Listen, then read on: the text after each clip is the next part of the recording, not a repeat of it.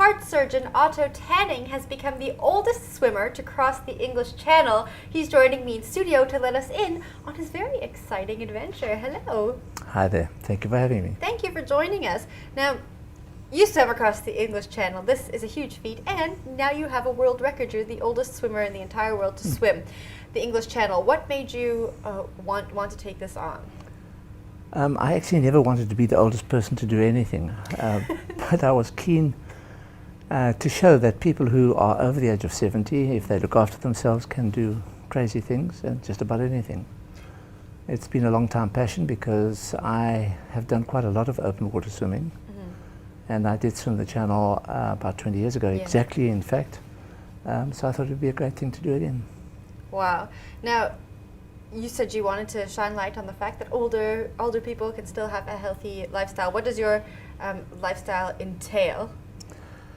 Oh, that's a long and difficult one, but it's basically a lot of exercise, a proper and very carefully modified diet, and a massive amount of drive to try and do it. Wow, you're putting all of the young people out there to shame, I think, with all that motivation and drive. Now, what was the total distance you swam?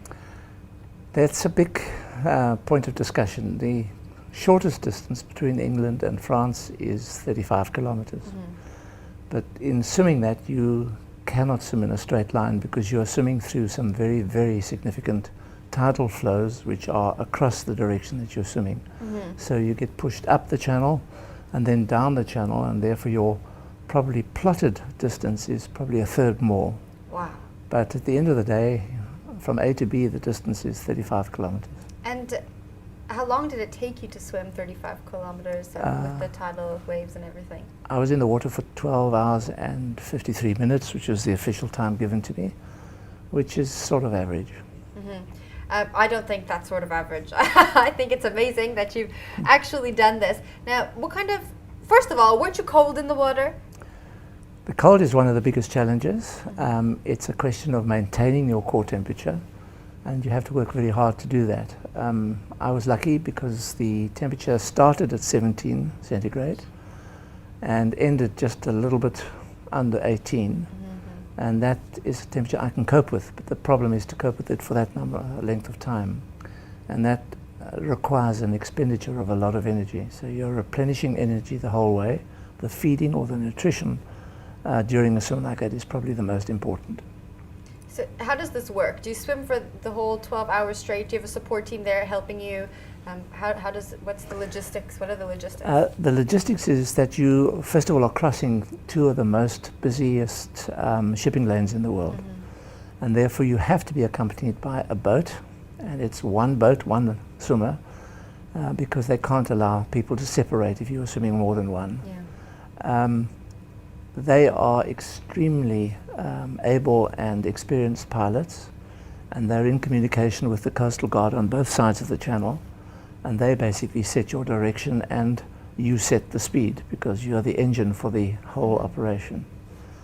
The feeding is done without support. By that I mean you're not allowed to stop and hang on to the boat or have anybody touch you. The feeding system has to be thrown out to you and then it gets retrieved. And all the time you have a direct contact with the person on the boat who's your seconder, watching every move and watching to see that you're not getting into trouble. Okay. So they throw a feeding system out to you? A feeding bottle, like the ordinary ones that the cyclists use. Okay, so they just throw it So out you to unscrew it and then you take whatever it is that you've decided you're going to feed. And it has to be done quite regularly because you're trying to keep up with a very high expenditure of calories in swimming. It's probably slightly more than running in terms of the calories per hour. And that's the big second challenge. Now, did you wear a wetsuit or did No wetsuit. The rules are very simple. They're laid down by the associations that can take you across. You have to book a position, and the rules are it's a standard cap, non-neoprene, a standard pair of goggles, and a Speedo type of costume. In other words, made of material that's not heat retenting, like a wetsuit material. I can't imagine being in the water for that long. How do you make sure your core temperature stays the same? Is there a method to that? It's training. You're training basically to minimize heat loss and maximize your heat production. And that has to be done over a long period of time. We're very lucky in South Africa because, especially Cape Town, we've got a very cold sea outside. So it's an ideal place to train. So all of us that do this sport will use the opportunity to swim from Robben Island to the mainland on a reasonably regular basis. All right. Now, what kind of training did you do leading up to the race? On average, probably between 15 and 30 kilometers a week, of which at least 1 hour was spent in really cold water. But when I say really cold water, not freezing cold water. There are some guys that are doing ice swims where they train by sitting in an ice bath. Wow. And the water that they're sitting in is under 5 degrees. And I personally don't believe that that's what one should do for training for the channel. Right. I think you need to swim regularly in the sort of temperatures that you expect in the channel.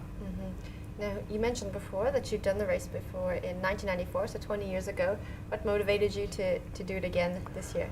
It is probably the Everest of long distance swimming. And since I had reached my present age, over 70, in a reasonable state of health, I thought, well, it's important to send the message. Now, what does it feel like to hold this record now? Well, the real pleasure I have is that there are now 3, I think it is, or 4 of us over the age of 70 who have done it, and I'd like there to be a lot more. Amazing. So that would be the challenge, and that would be the pleasure.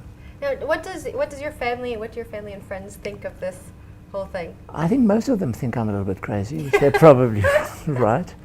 But I think the byproduct of it is good health and reasonable capacity to do most things. So I think it's great. Will you be doing it again? I've promised that I shouldn't try soon, but I'll never say never.